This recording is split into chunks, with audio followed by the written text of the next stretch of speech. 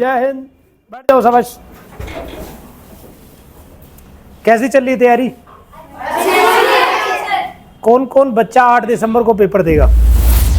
Very good यार, सारे हो तुम तो। ओके, नीचे हैंड डाउन। और कौन देगा सैनिक स्कूल का? Very nice. तो अभी पेपर हमारा 8 दिसंबर है। एडमिट कार्ड कब से आएंगे? 2 दिसंबर से। बहुत बढ़िया, इसको इन्फॉर्मेशन है पूरी, है ना। तो 2 दिसंबर से आपके एडमिट कार्ड आ जाएंगे। तो अभी करना क्या है अपने को? डेली प्रैक्टिस सेट करने, है ना। वही चल रहा है अभी आप लोगों का। तो प्रैक्टिस सेट जितना करते जाओगे उतना ही आपको बेनिफिट होता जाएगा, ठीक है। यहाँ भी करना है, जाके उसको एनालिसिस भी करना है। एनालिसिस मतलब कि क्या गलती कर रहे हैं हम, है ना। पूरा पेपर को थोरोली एक बार पढ़ना है। आपने जो अटेम्प्ट किया, फिर यहाँ पे जो आंसर की वो आंसर की के हिसाब से उसमें कितनी मिस्टेक हैं, क्या आपने उसमें गलती की है, वो ज़रूर आपको याद रखनी है, ठीक है। तो मैम लोग, सर लोग जो आपके पीछे मेहनत कर रहे हैं, उसका रिजल्ट आना चाहिए हमारे पास, ठीक है। तो आरएमएस का रिजल्ट जो है तब आएगा जब ये पेपर की प्रैक्टिस आप लगातार करते रहोगे। तो तब तक रुकना नहीं है। कोई शादी में नहीं जाना, कोई फंक्शन में नहीं जाना, सब जनवरी के बाद, ठीक है। कोई छुट्टी नहीं, तब तक रेगुलर पढ़ते रहो ऐसे ही, ठीक है। पूरे जैसे लगे हुए हो, पूरा रिवीजन भी करना है, साथ में प्रैक्टिस सेट, और इनको असाइनमेंट भी देना स्टार्ट कर दो घर पे, ठीक है। जैसे इंग्लिश के वर्ड हो गए, एंटोनिम्स सिनोनिम्स हो गए, है ना, वन वर्ड सब्स्टिट्यूशन हो गया, वो सारे लेके जाने हैं। क्लियर? चलो, बेस्ट ऑफ लक। सॉरी, मेरी आवाज बिल्कुल भी आज थोड़ा क्लियर नहीं हो रही होगी, but I am trying my best कि मैं जितना हो पाए, जितनी क्लियर वॉइस में आपको एडवाइस दे सकूं। फर्स्ट मैं बात करूंगी स्ट्रैटेजी की कि बचे हुए दिन में ऑलमोस्ट 2 वीक्स में आपको किस तरीके से इंग्लिश के लिए प्रिपेयर होना है। फर्स्ट ऑफ ऑल जो मैंने नोटिस करा है कि आप लोग क्या करते हो कि 3-4 बुक सामने रख लेते हो, कुछ टॉपिक्स एक बुक से करते हो। ऐसा नहीं करना है। आपको जो अकेडमी में बुक्स गिवन है, अगर आप उसका ही मल्टीपल टाइम्स रिविजन करते हो इंग्लिश में, वो सफिशिएंट है। आपको बस जितना आपके पास अवेलेबल मटेरियल है वो होना चाहिए। सेकंड आता है पीवाईक्यूज, जिसे most of the students avoid करते हैं। हम सभी जानते हैं अकेडमी में कुछ टाइम से पीवाईक्यूज ही चल रहे हैं, कर सभी रहे हैं। प्रॉब्लम क्या होती है, नेक्स्ट 2 डेज बाद जब मैं वो क्वेश्चंस पूछती हूँ, उसके ऑप्शंस, मेन आंसर्स आपको पता होते हैं, बट अगर सिनोनिम्स के 4 ऑप्शंस दिए होंगे तो 3 के आंसर पता ही नहीं होंगे। सिंपली एक का एबेंडन का पूछा तो उसका जस्ट आपको मीनिंग पता होता है। ऐसा आपको नहीं करना है। आपको अगर एक का आंसर पूछा है, आपका ये होमवर्क होता है कि आप जब एनालाइज करो तो बाकी 3 ऑप्शंस के भी मीनिंग्स देखो।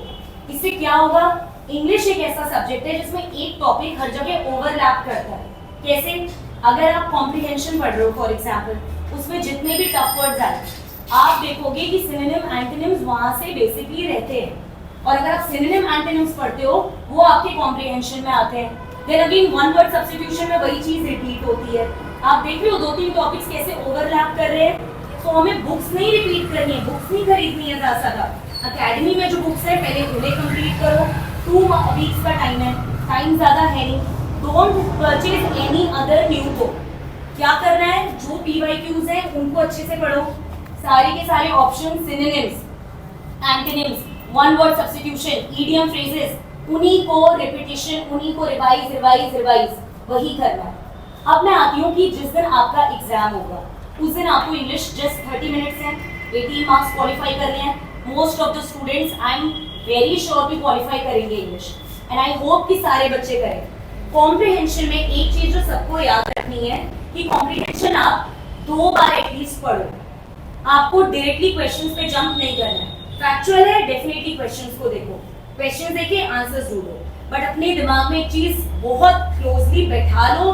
क्लास 9 स्पेसिफिकली पेपर का कॉम्प्रिहेंशन नॉर्मल नहीं आता है, कुछ इन डेप्थ है। आपको क्या करना है, 2-3 बार उसको पढ़ना है। जब आप उसको 2-3 बार पढ़ते हो तो मीनिंग कुछ और भी रहता है।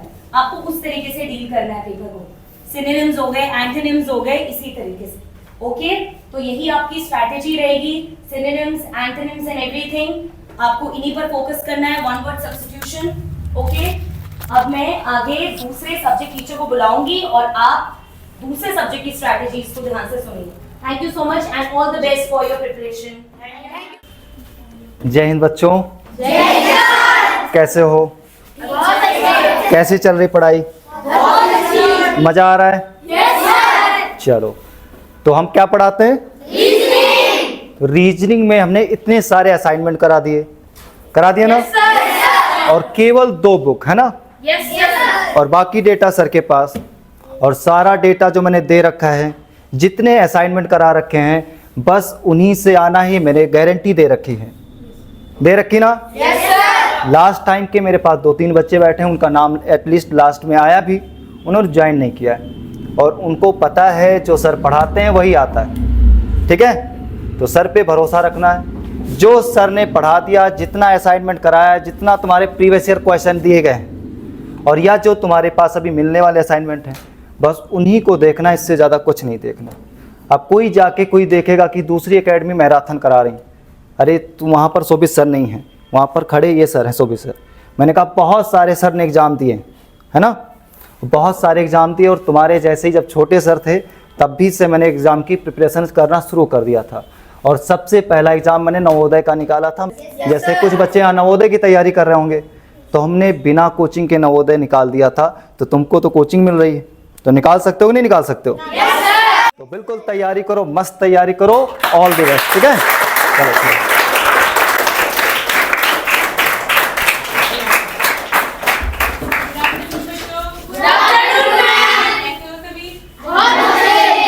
तैयारी बहुत अच्छी चल रही होगी। ऑलमोस्ट 15 डेज बचे हैं आपके एग्जाम में। ये टाइमिंग है, जीके के लिए आप कुछ नए टॉपिक्स मत पढ़िए। कभी कोई, जैसे सर ने बोला, कहीं से कोई मैराथन देख रहे हैं या फिर कोई बुक ले रहे हैं, उस टाइप का कुछ मत करिए। बस जो प्रैक्टिस सेट चल रहे हैं यहाँ पे, जैसे 20 दे रखे हैं, उनको रिवाइज करिए। ऐसा हो रहा है बच्चे आगे का कर रहे हैं, पीछे का भूल रहे हैं। तो अगर रोज आप लर्न करने बैठते हैं, आगे का करते हैं, पीछे वालों पे एक नजर घुमा लीजिए जल्दी जल्दी। कुछ क्वेश्चन ऐसे होते हैं तुम्हें याद करने में डिफिकल्टीज हो रही है, लर्न नहीं कर पा रहे हैं, उनको हाईलाइट कर लीजिए।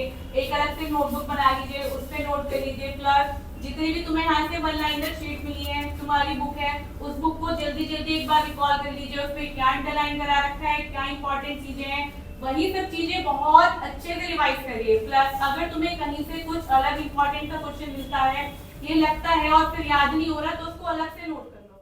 सिलेक्शन लेके आइए, हम सबका नाम रोशन करिए।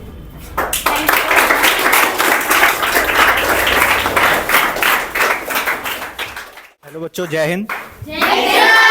तो कैसी हो गई आप सबकी प्रिपरेशन अभी तक? सारे टीचर्स ने अच्छे से पढ़ा दिया ना? रीजनिंग, जीके, मैथ सभी सबसे अच्छा हो गया सबका? ठीक है, तो जैसे अभी तक सभी टीचर्स ने बोला है, बिल्कुल भी नया कुछ नहीं पढ़ना है। ठीक है, जो नोट्स बनवाए हैं और जो आपको अकेडमी से मिला है, सिर्फ वही पढ़ना है। ठीक है, बिल्कुल वो नहीं पढ़ना। अब सेकंड बात, जब एग्ज़ाम आप देने जा रहे हो, जिस दिन आप देने जा रहे हो, तो सबसे पहले जब जैसे ही क्वेश्चन पेपर आए, जो आपका स्ट्रॉन्ग सब्जेक्ट हो, पहले तो उसे अटैम्प्ट करना है। ठीक है, जैसे सपोज करो किसी को जीके बहुत ईजी लगती है, तो सबसे पहले जीके के क्वेश्चन करने हैं। किसी को मैथ ईजी लगेगी, किसी को इंग्लिश ईजी लगेगी, तो जो सबसे पहले ईजी लगता है, सबसे पहले उसे अटैम्प्ट करना है। ठीक है, और पेपर करने के हमेशा दो टेक्निक है। सबसे पहले तो पेपर में जो सिर्फ आए, आपको वही क्वेश्चन अटैम्प्ट करने हैं स्टार्टिंग में। ठीक है, जो नहीं आते उस पर बिल्कुल भी टाइम नहीं लगाना है, क्योंकि टाइम बहुत लिमिटेड होता है ना। तो जो आता है पहले वो करना है, फिर उसके बाद ही जो पहली शिफ्ट में से वही कीजिए जो आते हैं अच्छे से। ठीक है, फिर जो नहीं आते उन पे आप सर्कल लगा लीजिए, जैसे कि भाई इसमें मुझे 50-50 लग रहा है। किसी में लगता है ना कि 2 क्वेश्चन, 2 तो पता है, 2 ऑप्शन तो होंगे ही नहीं, 2 होंगे। ठीक है ना, तो उस हिसाब से। और 2 शिफ्ट में कीजिए। ठीक है, फर्स्ट शिफ्ट में जो आते हैं उतने कीजिए, सेकेंड शिफ्ट में जो 50-50 लग रहे हैं, अगर आपको तब भी लग रहा है कि हाँ भाई मेरे तो पहली जो मैंने अटैम्प्ट किया उसमें कम ही अटैम्प्ट हो पाए मेरे, तो फिर आप वो जो 50-50 वाले वो भी अटैम्प्ट कीजिए। ठीक है ना, और बिल्कुल पॉजिटिव रहिए, घर वालों का आशीर्वाद लेके जाइए। ठीक है, हम सबकी ब्लेसिंग्स आपके साथ है, और अच्छे से कीजिए। ऑल द बेस्ट बच्चों।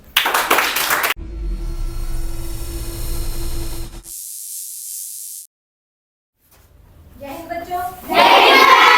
तो अपना सेक्शन है मैथ्स।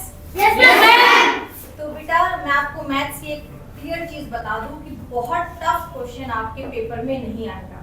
ठीक है, 99% जो हमने आपको अभी तक करवाया है, अभी जो हम PYQs डिस्कस कर रहे हैं, या जो भी मैं आपको अभी अगले 15 दिन में जो भी असाइनमेंट्स, नोट्स कुछ भी मिलेगा, उसको बहुत ही डीपली आपने पढ़ना है, क्योंकि हमने ये असाइनमेंट्स और नोट्स कितने दिनों की मेहनत के बाद बनाए हैं। आप लोगों को प्रॉपर्ली रीड करके, PYQs को प्रॉपर्ली रीड करके, कि किस तरह की क्वेश्चंस एग्जामिनर किस लेवल तक के आपसे क्वेश्चंस पूछ सकता है। ठीक है, तो आप पेपर के टाइम पे टाइम मैनेजमेंट का बहुत ही प्रॉपर्ली ध्यान रखें, ऐसा नहीं है कि जी मेरा मैथ्स बहुत अच्छा है, मैं मैथ्स करने बैठ गई और लगता है कि मेरा 1 घंटा भी चला गया। ठीक है, टाइम मैनेजमेंट बहुत जरूरी है। मैथ्स के लिए आपके पास 50 मिनट्स है, रीजनिंग के लिए भी अप्रॉक्सीमेटली बता रही हूँ मैं आपको, ये एग्जैक्ट नहीं कह रही, किसी में थोड़ा सा ज्यादा भी लग सकता है तो किसी में थोड़ा वो टाइम कम भी लग सकता है, लेकिन ऐसा नहीं है कि 1 घंटा भी चला गया और मैथ्स ही कंप्लीट नहीं हुआ। वो टाइम मैनेजमेंट बहुत जरूरी है, क्योंकि आपको हर सेक्शन की इंडिविजुअल कट ऑफ क्लियर करनी है।